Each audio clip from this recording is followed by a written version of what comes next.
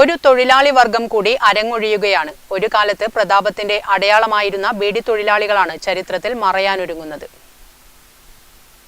കരിവെള്ളൂരിൻ്റെ രാഷ്ട്രീയ, സാമൂഹിക, സാംസ്കാരിക രംഗങ്ങളിൽ ആഴത്തിൽ വേരോടിയിരുന്ന ഒരു തൊഴിലാളി വർഗമായിരുന്നു ബീഡി തൊഴിലാളികൾ.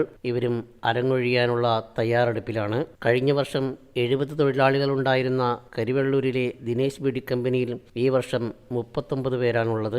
ഇവർ വിരമിക്കുന്നതിനനുസരിച്ച് ഈ തൊഴിലിടം ശൂന്യമാകും. അങ്ങനെ ഒരു തൊഴിലാളി വർഗം കൂടി കാണാമറയത്താകും. പെണ്ണന്വേഷിച്ചെത്തുന്ന ബീഡി തൊഴിലാളികൾക്ക് ഏറെ സ്വീകാര്യത കൽപ്പിച്ച ഒരു കാലത്തെക്കുറിച്ച് കരിവെള്ളൂരിന് ഏറെ പറയുവാനുണ്ട്.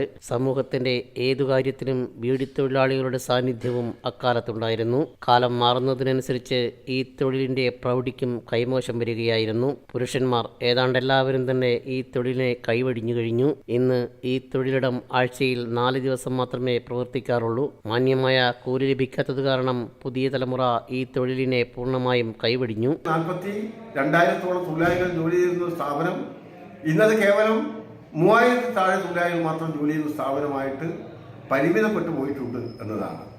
പുതുതായി ബീഡി വ്യവസായ മേഖലയിൽ പണിയെടുക്കുന്നതിന് വേണ്ടി ഒരാൾ പോലും മുന്നോട്ട് വരുന്നില്ല എന്ന സാഹചര്യവും നമുക്കിന്ന് കാണാൻ വേണ്ടി കഴിയും എന്നതാണ്.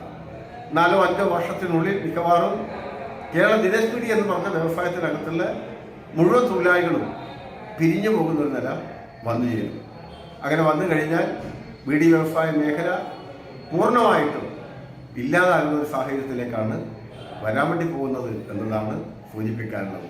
ഒരു ദിവസം ശരാശരി 700 ബീഡി തീർത്താൽ തന്നെ മാസം ലഭിക്കുക ആനുകൂല്യങ്ങളടക്കം 4000 രൂപയാണ്. ചെറുപ്പത്തിലെ ഈ തൊഴിലിലേക്ക് എത്തിയതുകൊണ്ട് മാത്രം പിടിച്ചു നിൽക്കുന്നവരാണ് ഇപ്പോഴുള്ളത്.